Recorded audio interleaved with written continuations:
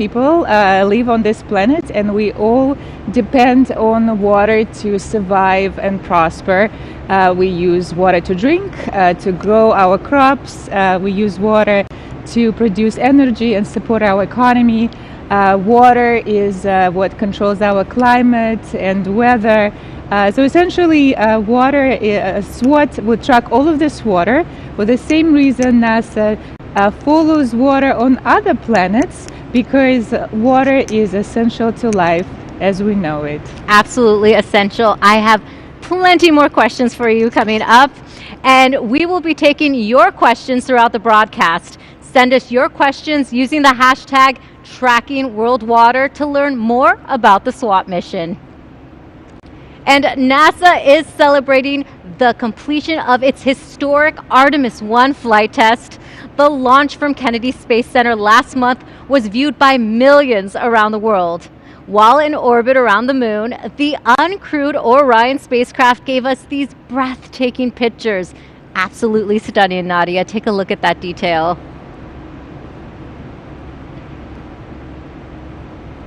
Splashdown. From Tranquility Base to Taurus Littrow to the tranquil waters of the Pacific, the latest chapter of NASA's journey to the moon comes to a close. Orion, back on Earth. On Sunday, December 11th at 9:40 a.m. Pacific, Orion splashed down in the Pacific Ocean after a 26-day mission. The Artemis program will explore more of the moon than ever before and eventually land the first astronauts on Mars. Very exciting. Very exciting indeed, Raquel. In fact, Artemis and climate change are two priorities for the agency. And you know, Earth and Moon are directly connected as celestial bodies. We're looking how climate change might impact this Earth-Moon system. So there might be more connection between SWOT and Artemis. So stay tuned. Well, stay tuned for that connection. Now, let's introduce you to our team covering today's launch. Hundreds of people are gathered right now at our Hawk's Nest viewing area. That's where NASA's Jasmine Hopkins will talk with our experts. NASA's Megan Cruz and Denton Gibson will provide us with commentary from the Mission Director Center. Megan, NASA's Launch Services Program selected SpaceX to send SWOT into orbit. Yeah, and so for the last couple of hours, we've been listening to both NASA and SpaceX teams as they prepare for launch today. And great news, both the vehicle and the spacecraft are healthy, the range is green, and the weather is looking excellent, 100% go for launch. Yeah, absolutely, and which isn't always the case, but we have great weather for this. Yeah, I love hearing 100%. This is the first time I've actually heard 100% for a launch, so that's exciting. And commentating with me today is Denton Gibson. He is a mission manager with NASA's Launch Services Program, and the perfect person to chat with me today because before your current role, you used to work with SpaceX really closely. Yeah, for a long time, I was the Falcon 9 engineering team lead for the Launch Services Program. So, and I started working with the Falcon 9 when during our first mission with SpaceX, so that was many years ago. Okay, many years ago. But a lot of experience you add today. So the next big step for launch today is to start loading propellant into the rocket. Just a few minutes ago, the NASA team gave the go for propellant load, but now we have to do a SpaceX poll, right? Right, and what the NASA poll is, the various groups within NASA making sure everybody's ready to go. We just heard that poll, everybody's good to go, and now the SpaceX team is going to confirm with the NASA team that we all ready to go. Okay, perfect. Here's a live lookout at Launch Pad 4 East here at Vandenberg Space Force Base. We'll monitor the SpaceX poll that we just told you about, and then we'll check back in once fueling begins. Back to you, Raquel and Nadia. Thank you. We have a fun way to interact with our launch broadcast right now. You can print out a SWOT bingo card. Nadia is holding one up here. It has different words on the card you'll hear while watching this show. To print one, just scan this QR code you see on your screen. We also have the website go.nasa.gov/SWOT-bingo. When you hear a word, mark it off, and when you get a bingo, share your win on social media with the hashtag #TrackingWorldWater. It's a good way to stay awake. Yes, it's fun to play with kids during Christmas. Exactly. Now let's go over the specs of the SWOT satellite. It weighs more than 4,800 pounds at launch. The satellite is just over 16 feet in height. Its solar panels extend to more than 48 feet in length. about the size of a tennis court. It will cover over 90% of Earth's surface at least once every 21 days, and SWAT will increase our tracking of lakes from a few thousand to over 1 million. The mission is set to run for the next 3 years. SWAT is a joint mission between NASA and the French space agency CNES. JPL shipped the payload to France in the summer of 2021. For more than a year, engineers worked at Thales Alenia Space to integrate and test the satellite. After a series of functional and environmental tests, it was ready for the trip from the Nice airport back to the U.S. In October, the satellite and its shipping container arrived at Vandenberg Space Force Base, where it was mated with the Falcon 9. Now, Nadia, this is a complex international partnership. Can you talk about some of the challenges the team faced? Well, we actually gel very well with all our partners, CNES, Canada, and UK Space Agency. We're currently a large multinational science team spreading 6 continents, quite a soccer team, just like a World Cup. Exactly. And now you're all here today. Yes, we are. Well, water is fundamental for life. SWAT will help us understand where Earth's water is today, where it is coming from, and where it will be tomorrow. Take a look. So for me, SWAT is water. SWAT is precision. In one word, I would describe SWAT as beautiful. SWAT stands for Surface, Water, and Ocean Topography. SWAT will be observing the elevation of water surface in the ocean, on the land. The water surface height will allow us to assess the water storage in lakes and stream flow of rivers. Our water is one of our precious resources. SWAT is unique because it is the first global view of our ever-changing water supply on Earth. SWAT's main instrument is called KERN, which is the K-band radar interferometer. KERN is what sets apart SWAT from other missions. It's a unique instrument that we're flying for the first time. The KERN instrument uses the 2 antennas, which are spread out on either side of the spacecraft, in order to bounce signals off of both of those to get a much larger view of the surface. And being able to do it in very high resolution, higher accuracy, and also a wide swath so that we're able to measure large tracts over the Earth in a relatively small amount of time. SWAT is a pathfinder mission using new technology to address transformative questions on climate change and its impact on our environment. We're collaborating with CNES, the French space agency, for these programs, but we're also helping the global community to be able to contribute and collaborate towards making our home planet a better place. SWAT will make our models better, and our understanding the water budget helps us be able to steward that precious resource. If water is out of balance, we could face droughts, and it could also lead to floods. SWAT is going to be observing water in oceans, and ocean science is essential for understanding sea level rise and climate change. Now we are facing a time that we need to be very precise. Therefore, we can accurately predict what will happen in our coastal cities 50 years from now. Understanding that it is a finite source and we can't rely on that forever is something that's really important. I'm just so excited and can't wait to see how it impacts the lives of others. Without really understanding the Earth, we cannot protect it, because we know that the missions that we work on are going to have an impact on our children and our grandchildren.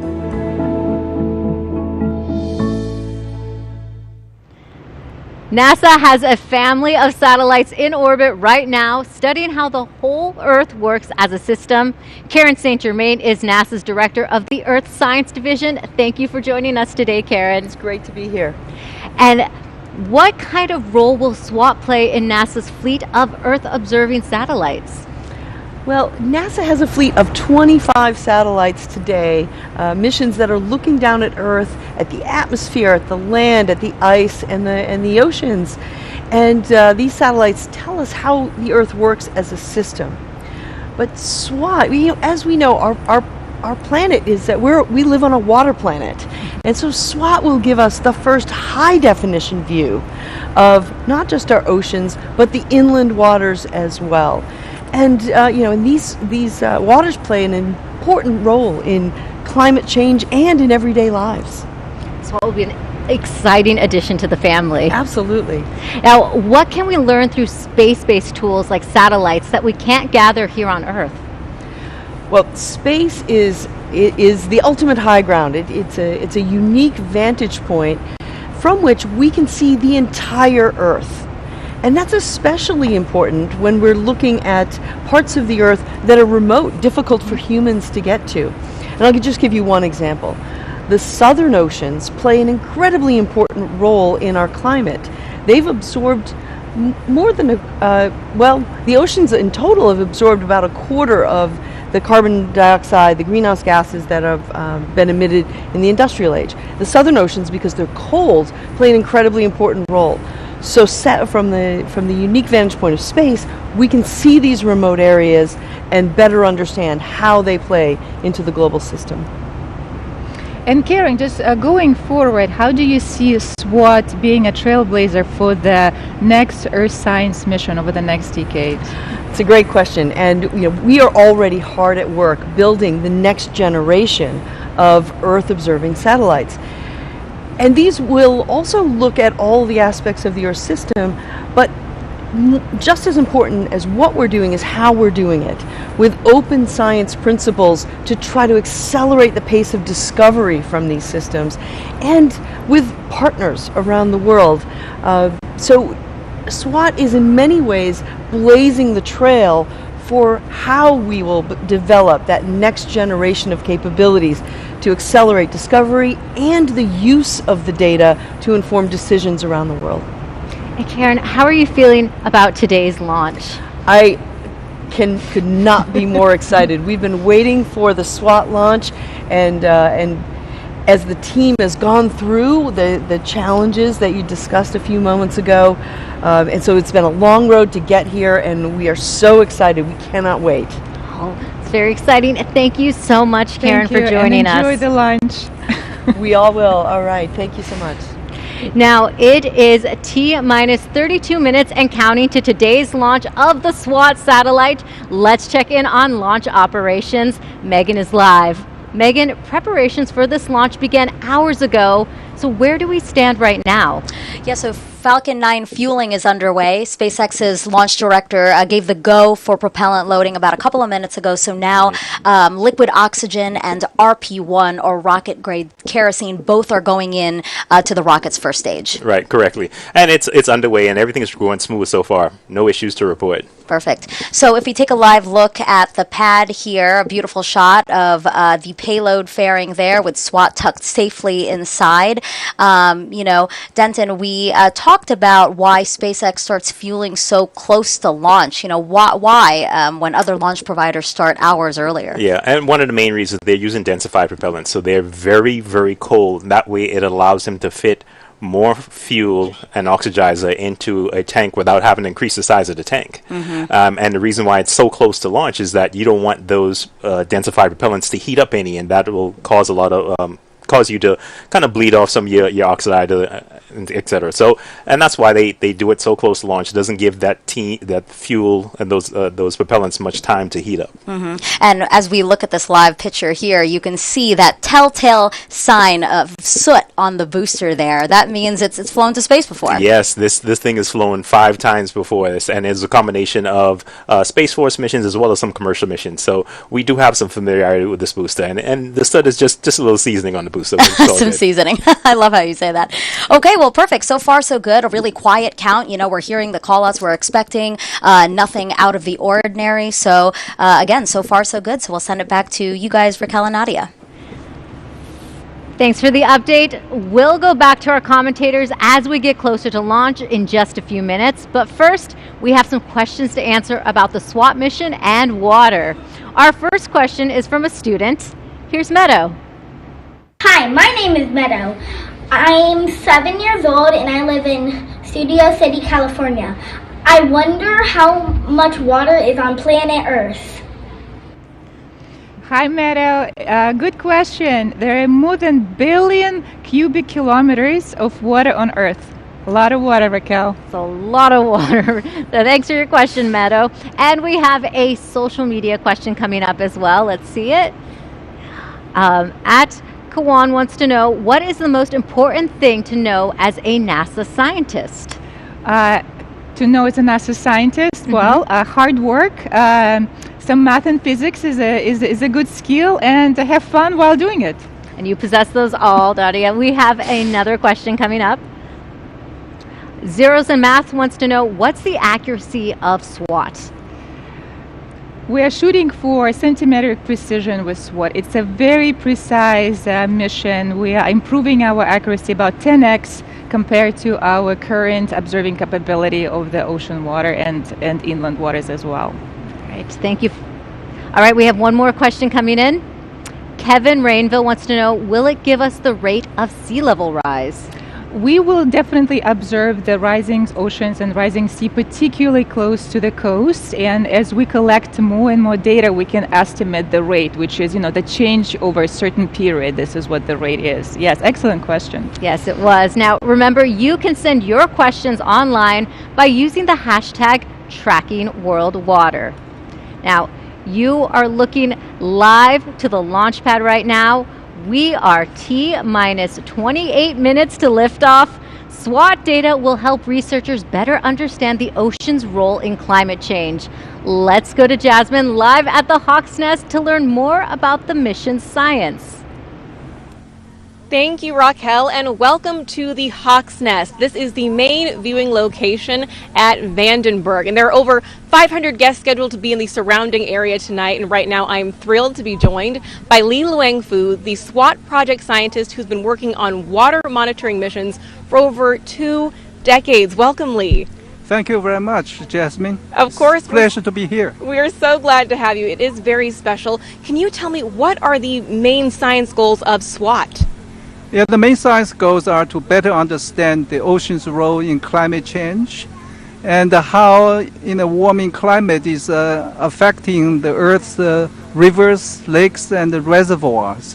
So more than 90% of the heat since the Industrial Revolution, the global warming has been absorbed and stored in the deep sea. SWOT will provide a high-definition view of ocean topography for calculating ocean currents that transport the heat from the atmosphere to the deep sea.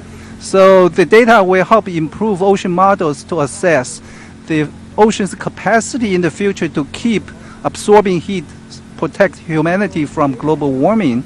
And also in a warming climate, the water cycle of Earth is accelerating, making it very difficult to track and manage water resources, and also difficult to predict flood and droughts.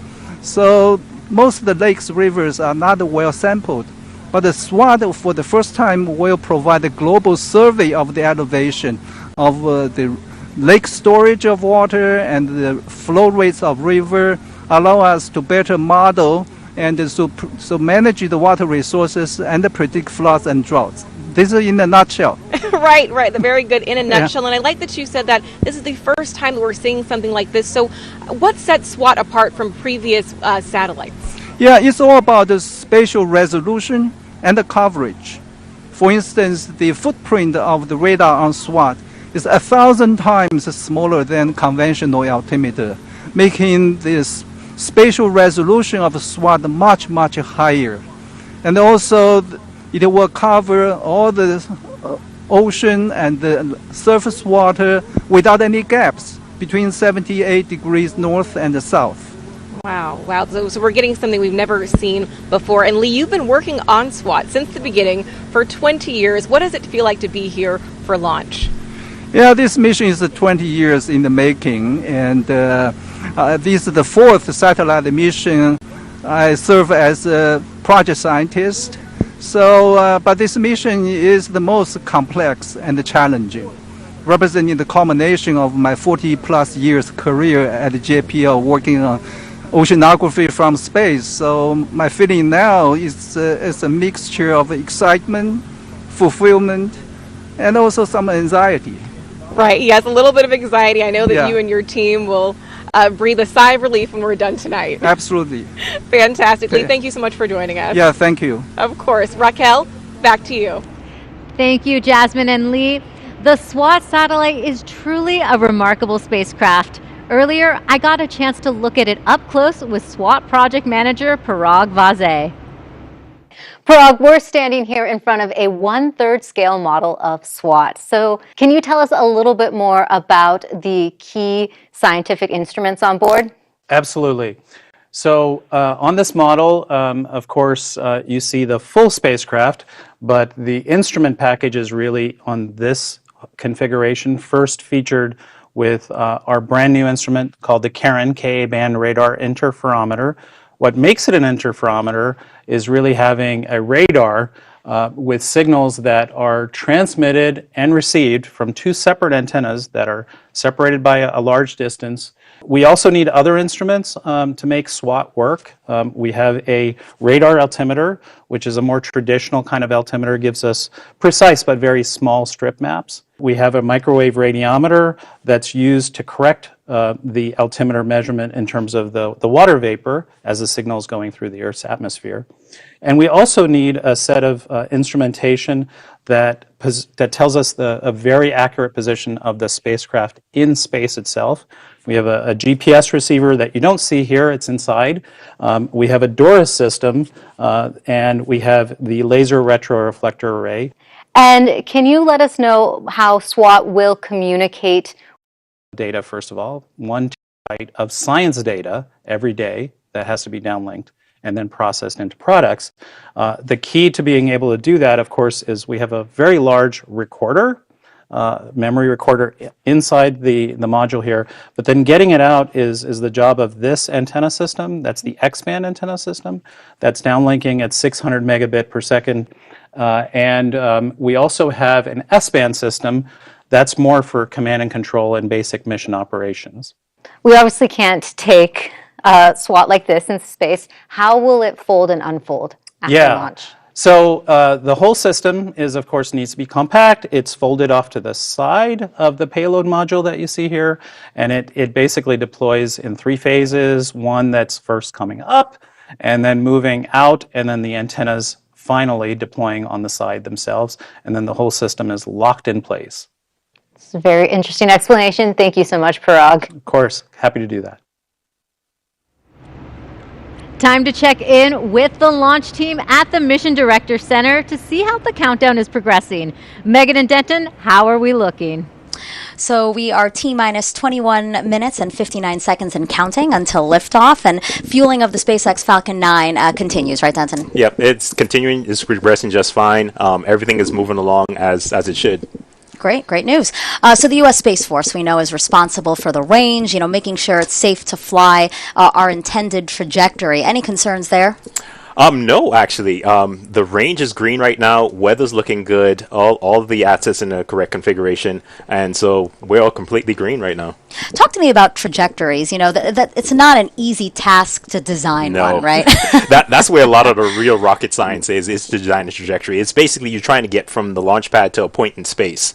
And along the way, there is some things you may encounter, the other orbiting satellites, some debris up there. So you have to make sure you avoid it. And the work that goes into it is very interesting because the team has a very detailed model of analytical model of how the launch vehicle will perform, and they marry that with everything that's orbiting the Earth and trying to understand which paths we can take, when we can launch, times, etc. I mean, there's a lot of work that goes into it, and that's where a lot of the real rocket science is done. Yeah, and we're talking about years of work, right? Yes. In some cases, it's over a period of years where you kind of developing your trajectory for the spacecraft, and then also developing the trajectory for the launch vehicle. So it's a lot of work that goes into it. Yeah, today's launch will be a huge moment for a lot of people who have worked their trajectory, who have worked on this spacecraft, who've worked on the vehicle. It's many years of hard work. Yes, it's been 20 years since some of the folks who've worked on the spacecraft has been working this mission. So I mean, it's going to be an exciting time for everybody. And now here they can see again their spacecraft sitting in the payload fairing at the top of the Falcon 9 on the launch pad here at Vandenberg.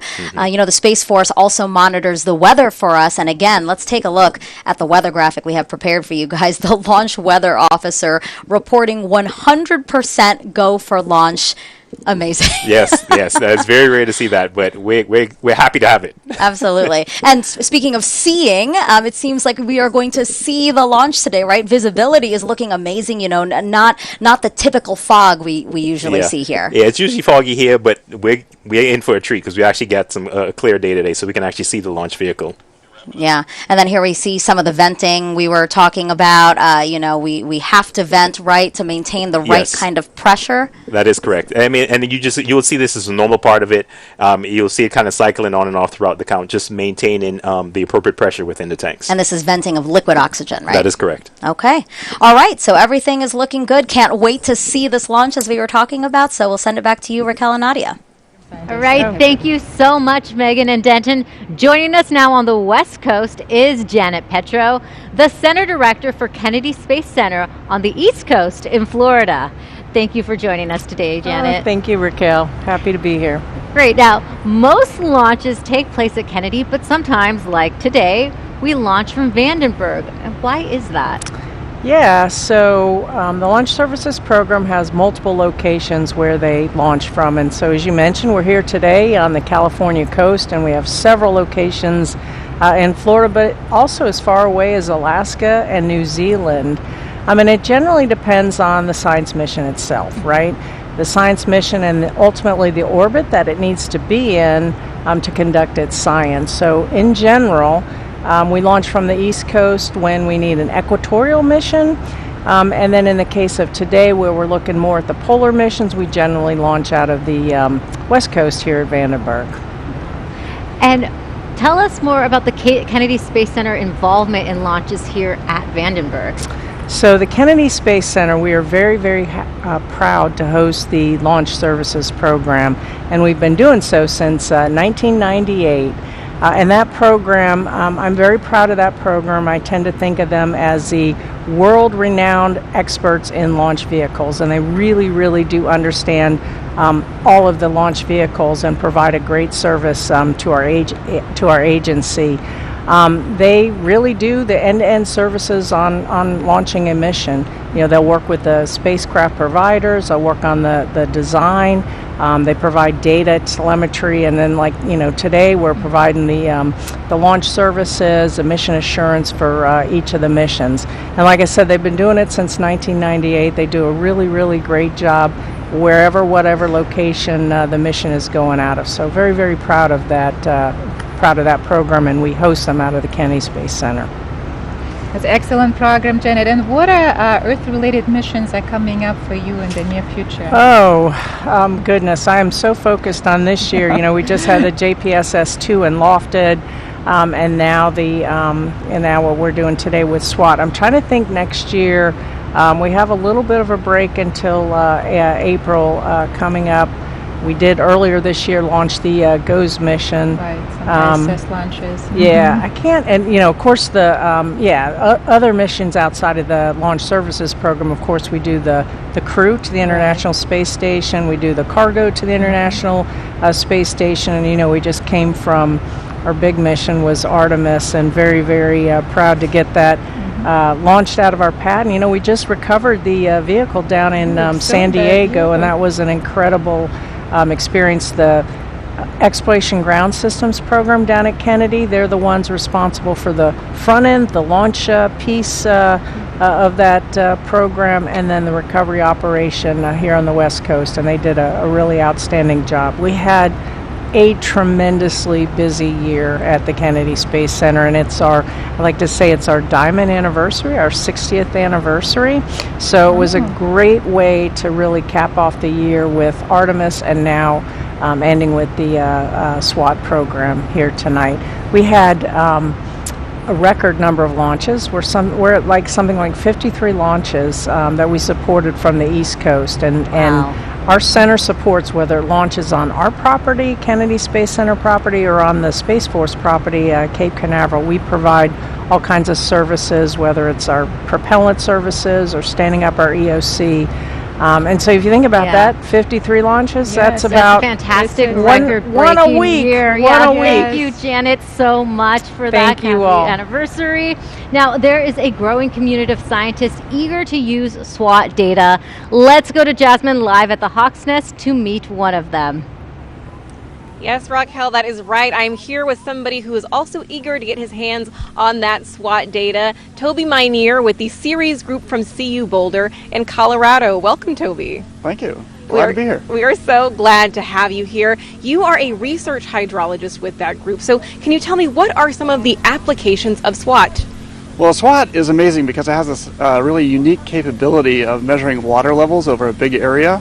And so for people that are water managers in particular, there's a lot of excitement there because we really don't have this kind of capability at present. We have to do these things from the field, individual point measurements and things like that that are very hard to make in the field. And so we have a lot of interest from people that are like municipal water agencies, state agencies for dam safety, federal agencies, all really interested in getting their hands on some water level data in particular and storage change. So be very exciting to see it. It is very exciting, and really what I hear you saying is that SWOT is changing the game. So what are some of those specific applications, maybe agriculture or flood zones? How is it changing our lives in our own backyard? Yeah, well, so a few things that will change are, so for example, flood risk. We really don't have a good sense of where flooding occurs and when and why, so how much water requires flooding to occur.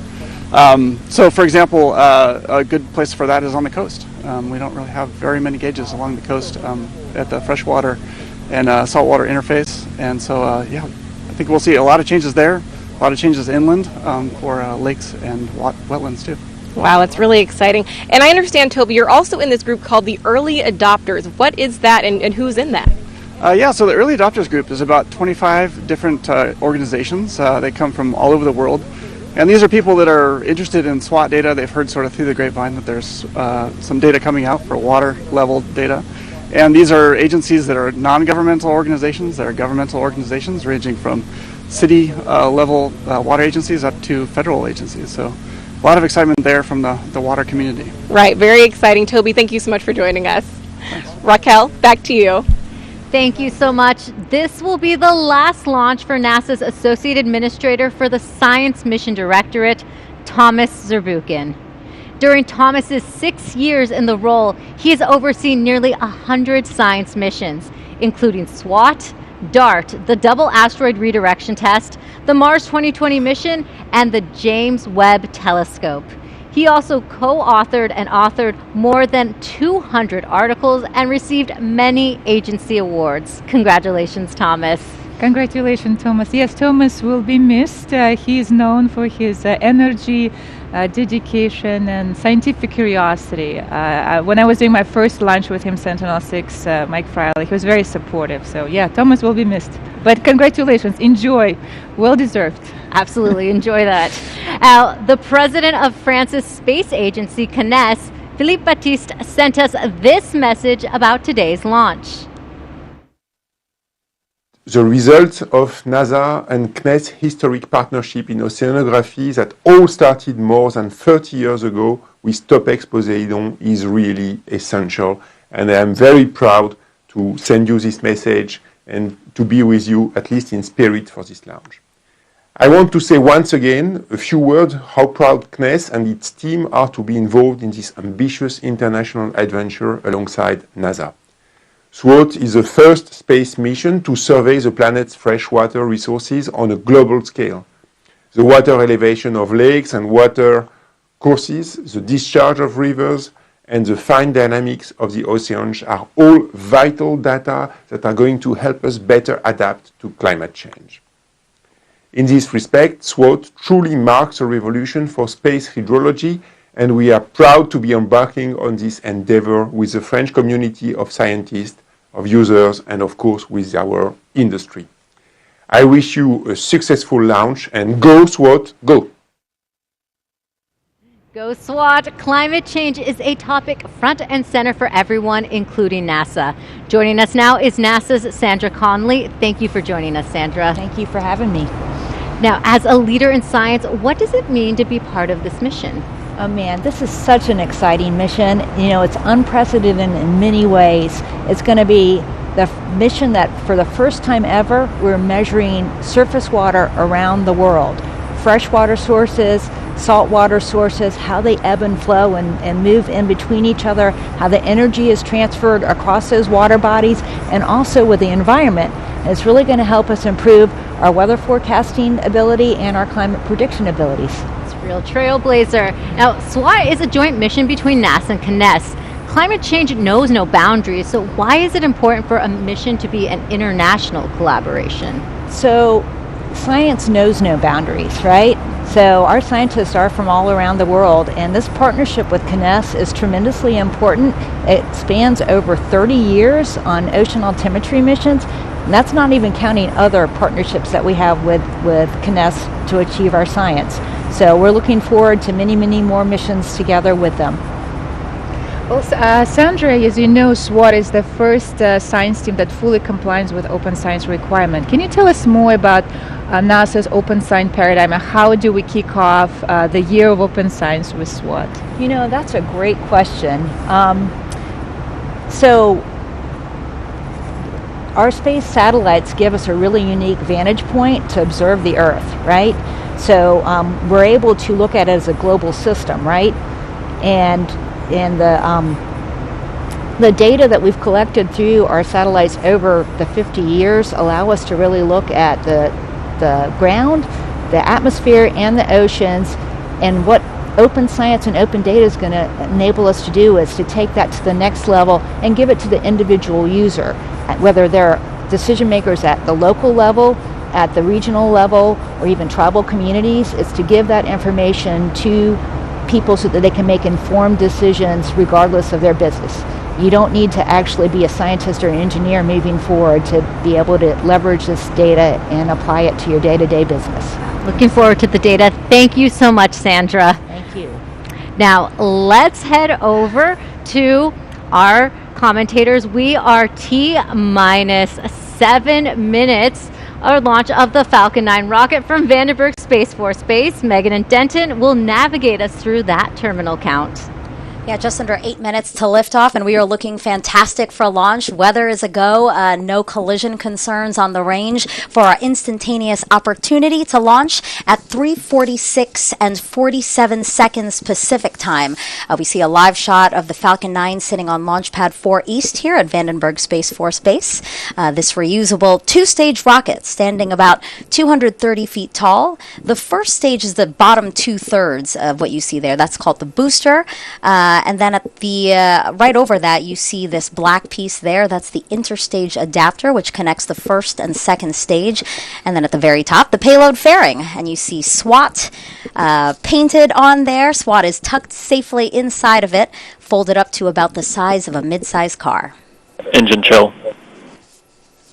And we just heard the call out for stage 1 engine chill, and basically what that is just the getting the engine ready for the flow of the colder temperatures. So it's kind of like if you imagine if you were to jump in a really cold pool and you know your muscles tense up and everything else, and we don't necessarily want that with the engine. So we slowly start to bleed in those liquid oxygen to kind of bring it down to the temperature that it'll be seeing during flight. So that's really what that is. It's really preserving the stress on the engines and is getting ready for flight. Yeah, that was a great analogy. So, yeah, you made me cold thinking about it. So we see some of that liquid oxygen venting off now, both the first and second stages, right? Yeah, and you're seeing that because the booster is very, very cold because that liquid oxygen is inside there. And soon you'll hear the call out for stage 1 RPO leaks. They're wrapping up fueling of the stage. Of the stage 1 right now, and so we should hear that call out here in a few seconds. Stage 1 LOX load is complete. And so SpaceX is also loading helium Stage gas 1 fuel load, correction. into both stages, and we'll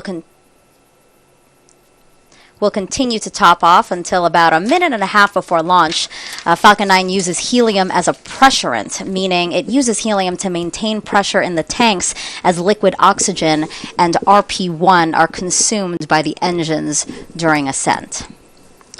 The first stage has 9 Merlin engines, hence the name Falcon 9. The second stage has a single Merlin vacuum or MVAC engine, so you'll often hear references to MVAC throughout the count. Yeah. Next call out will come in just a couple of seconds. You'll hear that the spacecraft is on internal power and configured for a launch. That just means that the spacecraft is now running on batteries versus getting power from the strong back you see there. Tanks are pressing for strong back retract. And the strong back is getting ready to retract. The strong back is that mechanical structure you see just to the right of the vehicle, and they're just pressing up the tanks and getting ready for that. You'll see it tilt back slightly initially, and then when we get closer to launch, you will see it tilt about 45 degrees back, get out of the way so the Falcon 9 can clear the pad with no issues. And that tilt starts when you see that cradle. It's kind of like a hug around just at the base of the payload fairing veil. You'll see those arms start to open, and that will allow for the strong back to start tilting backwards. Yes, that is correct. And you can see from the video, you can see that cradle's opening up, and then you'll see a few seconds after that's completed, the strong back will tilt back slightly. And now we're going to pause for an upcoming poll here. NLM on countdown 1.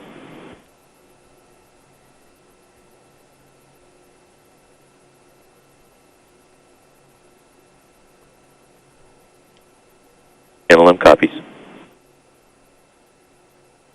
NLM is the launch manager for this mission, NASA's launch manager for this mission. Again, we see that strong back retracting, and you see those connections between the strong back and the rocket. Those are umbilicals, and that's what continues to feed the rocket with liquid, electricity, gases, right up until launch, right? That is correct. And what we're waiting to hear right now is just the SpaceX team confirming with the NASA launch manager that the team is ready to go.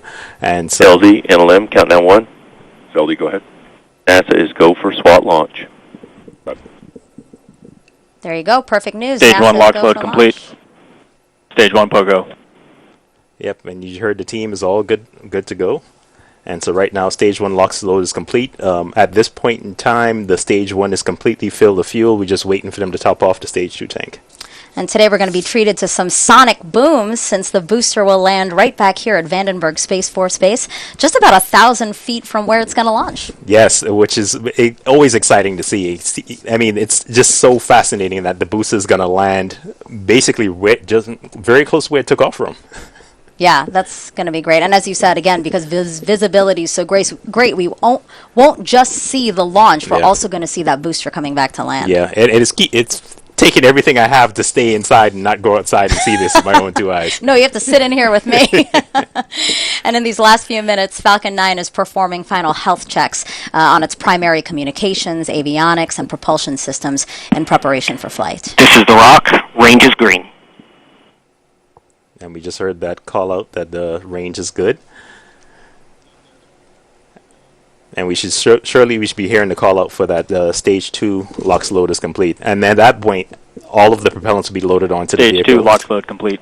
You just heard that call out, so all the propellants are done loading.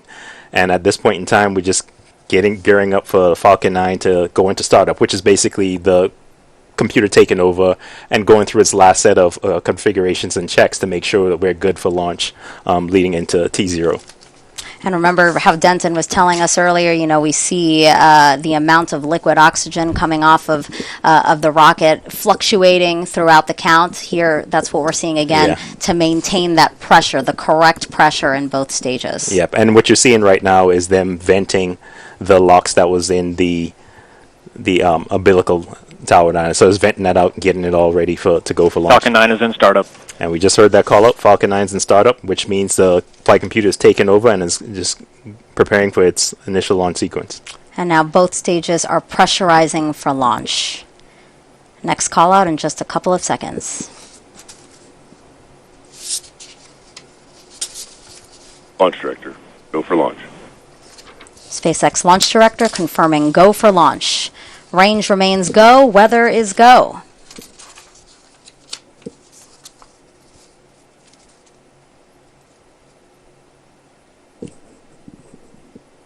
This launch will mark the 100th first mission of NASA's Launch Services Program based at Kennedy Space Center. 15 seconds.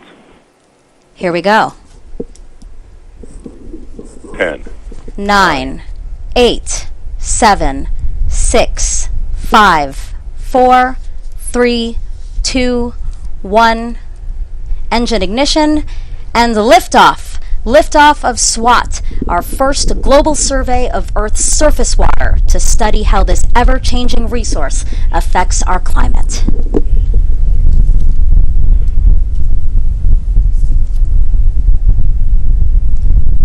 And there we get a nice view from the ground camera, and also we switch to the onboard camera. Now, Denton, you didn't go outside to see the launch, but now we're feeling it inside here in the Mission Director Center, the rumble all around us from launch. Absolutely.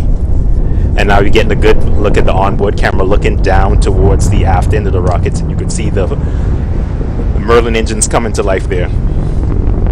And this room coming to life, really. Lots of rumble going on in here. And we're soon going to hear that the rocket is supersonic, meaning it's going faster than the speed of sound, followed by Falcon 9 reaching what's called max Q, the moment of peak mechanic stress on the rocket. Yeah. Look, we getting nice views. Falcon 9 is supersonic. Just heard a call out for supersonic. Getting a good shot of looking at the onboard cameras there. Max Q. We just stepped through max Q. Next call-outs are going to come. Engine chill. And back engine chill, which means getting the second stage engine ready to start, and so which means we'll be coming up on stage separation shortly, followed by stage 2 ignition. We see this beautiful shot of all of the Merlin engines, all 9 of them lit up. That's what 1.7 million pounds of thrust look like. Lots of thrust. So the next callouts are going to come in quick succession, so let me walk through them really quick. So at T plus 2 minutes and 15 seconds, we're going to have main engine cutoff. That's MECO, meaning the 9 Merlin engines on the first stage are going to shut down. And then a few seconds after that, stage 1 and 2 will separate. Stage 1 will do a flip and do a boost back burn to orient itself back towards Earth for that landing here at the Space Force base. And there we get a good shot of looking at the interstage. Basically, MECO. the camera is looking up towards the second stage. Separation confirmed.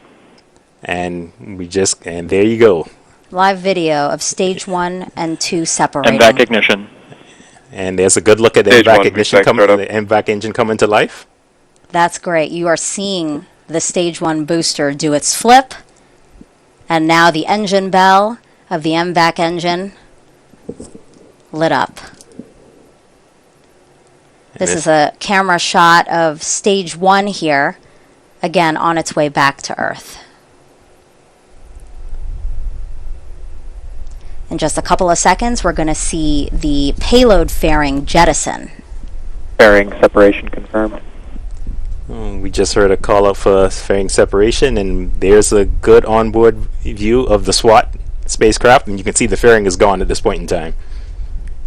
Another camera shot here of the engine on the second stage continuing to carry SWAT to its intended target.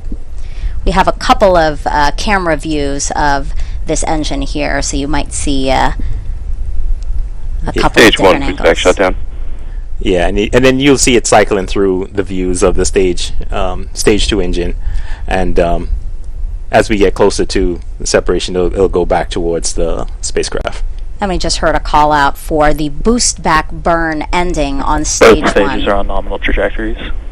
And that call out was just to say both stage 1 and stage 2 doing what they were expecting them to do. And we're hoping to get a video of stage 1 landing. So sometimes we don't always get it because of it's coming in so fast, and sometimes it's hard to capture it. So occasionally sometimes we don't get it all the way, but we're hoping to get a good video this time. T plus 4 minutes and 10 seconds into the launch of SWAT, and we've had a nominal ascent so far, no issues to report. Again, this is a video of a live shot of the engine on stage 2. SWAT stands for Surface Water and Ocean Topography, and this will be the first mission to provide high-definition data on more than 90% of the water on our planet's surface. It's a joint mission between NASA and CNES, France's space agency, with contributions from both the Canadian and UK space agencies.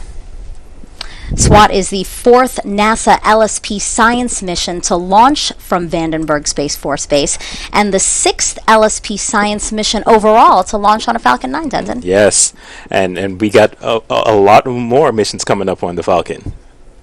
Yeah, to see the partnership really grow for you too. I mean, again, you really worked from SpaceX from the beginning. Yeah, absolutely, and seeing their evolution over the years has been amazing to watch. So coming up, we're going to see the booster begin its entry burn soon, and again, that entry burn is to slow it down as it approaches Earth for the landing here back at the base, instead of a drone ship. Yeah, I mean it's awesome to see it come back to land. And as I mentioned before, seeing it landing right, very close to where it took off from is awesome.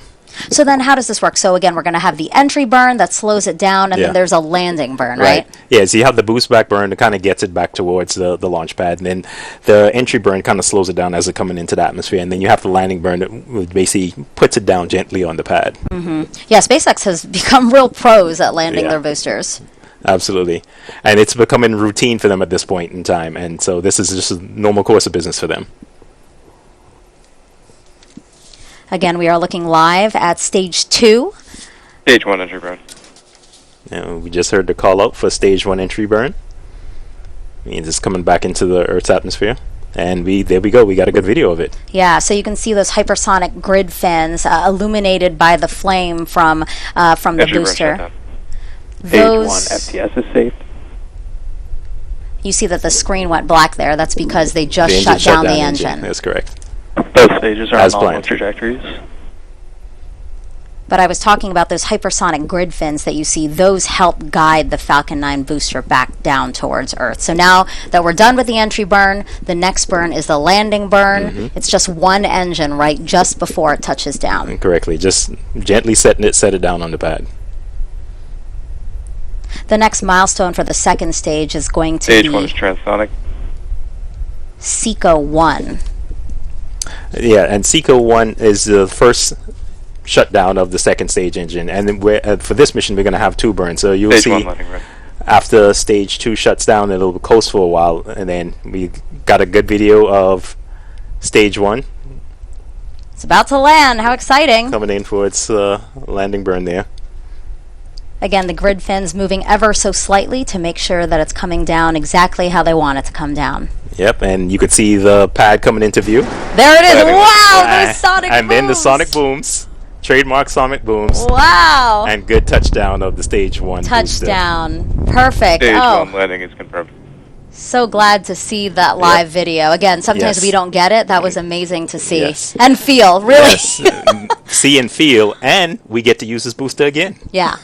Again, this is the 6th flight of this booster. That is right.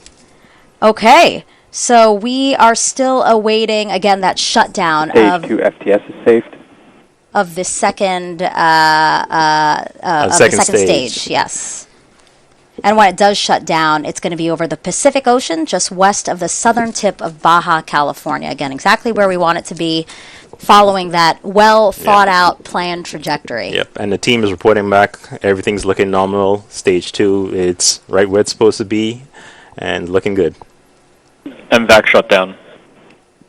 And we should see MVAC shutdown coming up here shortly. And there we go. Yep, SECO 1 Nominal parking orbit. confirmed. That's the trajectory you're seeing. It's flying south from where it just launched, and it'll continue to fly south down towards Antarctica. And so again, everything going as expected so far. The second stage is now going to coast for about 30 minutes. You can see that it is shut down there from that view. And this is a view of the spacecraft. Again, because the payload fairing has been jettisoned, you see SWAT right there on your screen. exposed now that we don't need the payload fairing to Correct. safely get it out of the atmosphere. Yeah, correct. And once the whole purpose of the fairing is to protect it while the vehicle is flying through the atmosphere at supersonic speeds. And then once you get up out of the atmosphere, there's nothing to harm the spacecraft, so you can jettison that extra weight and give your vehicle a lot more performance once you get rid of that extra weight. Okay. The engine not glowing orange as it had before, because again it is shut off, so it will coast for about 30 minutes with SWAT attached to it before some maneuvers are needed to keep it on the right trajectory, again to get it in the orbit that we want it in. So Denton and I are going to be back then with you to walk you through those operations, but for now we're going to send it back to Raquel and Nadia, who I'm sure are very excited to talk about how the experience launched today. Whew, that is right, Megan and Denton. Just 10 minutes ago, we watched a spectacular launch from Vandenberg here in California. Nadia, describe what was going through your mind at that time. What a spectacular, truly spectacular launch. It was a very bright splash in the sky, and a very loud one too. What an entrance. Welcome to the era of SWAT. Very excited. I had some cheering going on at the desk. Yes, and the car went off, yes. Yeah, we had car alarms going off. It was really exciting here for our view. Now, soon the SWAT satellite on board will separate from the spacecraft. SWAT stands for Surface, Water, and Ocean Topography. The satellite will survey nearly all the water on Earth's surface in unprecedented detail.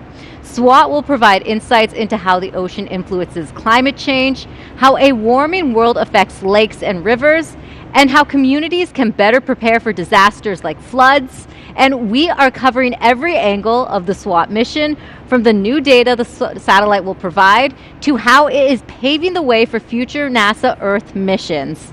Now, SWAT is a culmination of work by a global team of engineers, scientists, and technicians committed to improving our understanding of Earth.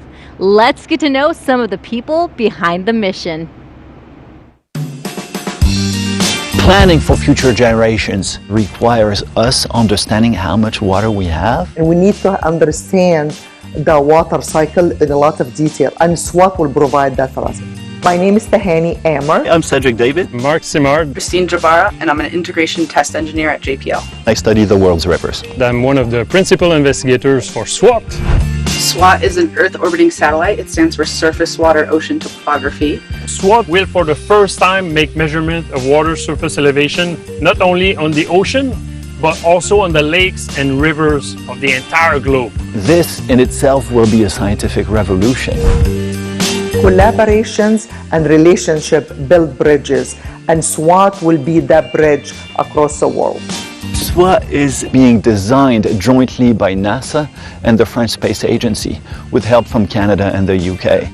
I was born in France, so SWAT is a match made in heaven for me.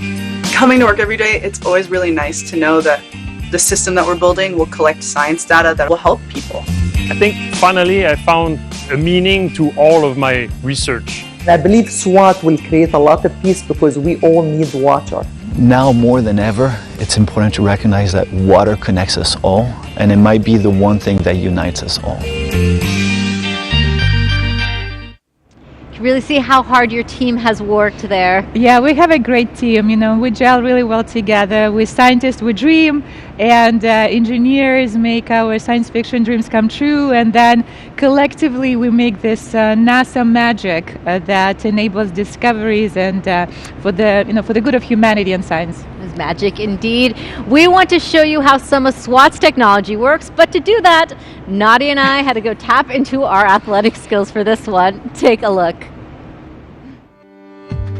All right, Nadia, in order to learn more about SWAT, we have to play a little basketball. That's right, Raquel. We're trying to explain how the heart of the SWAT mission works, which is a new instrument, a radar interferometer, which we lovingly call Karen. So Karen has two antennas separated by a 10-meter boom. One of the antenna transmits a signal that bounces back from the Earth's surface and received by two antennas with a little bit delay and out of sync.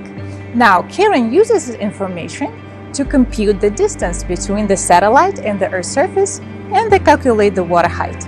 So let's see how can we explain it with a basketball. Okay. If you don't mind standing there, feet away from me. All right, is right here pretty good? This is perfect. Okay. And we will bounce the ball just like a SWAT satellite bounces a radar pulse between two antennas. Okay. Yep. So what are we seeing here right now? We're seeing how the ball, which is our radar beam, bounces over the Earth's surface, and by knowing the range, the distance, and we compute the height of the water surface. So the ocean isn't a flat surface, there's waves. Like, how do you calculate that? That's right. Let's bring a box. Okay. So did you notice when the water is a little bit higher that the ball returns to the antenna, to us, a little bit faster? That's how we know that we're retrieving topography, just like in the name of the mission.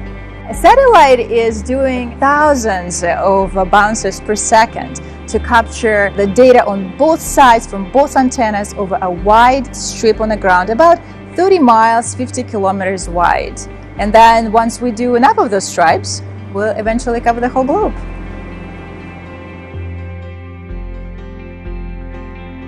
Nadia, I could really hear your excitement and passion for SWAT in that package. Why are you so excited for this new technology? Yeah, it's a really pivotal moment, I think, for our space science industry as we are testing new technology with SWAT. This is our first in-flight demonstration for the SAR interferometry, and this opens a new way of observing Earth water height. So yes, it is a pivotal moment, and I'm very excited about it. Yes, and like you mentioned before, the scientific heart of SWAT satellite is the Ka-band radar interferometer, or CARIN, and it measures the height of water on Earth. Jasmine is live at the Hawk's Nest to learn more about how the technology was built. That is right, Raquel. We're back at the Hawk's Nest, now joined by Ava Peral, the lead systems engineer for the CARIN instrument on SWAT. Welcome, Ava. Hi. We are so glad to have you here. That launch just lit up the sky. What did you think? Oh, it was impressive, really impressive. It really was. It was beautiful. So you work on the CARIN instrument. Can you tell me what sets that apart from other instruments? Yeah, so CARIN is a radar, and NASA has launched radars before to study the ocean from space. But CARIN is a very special type of radar. It's a radar interferometer. That means that the signal that bounces off the Earth is received simultaneously by two antennas.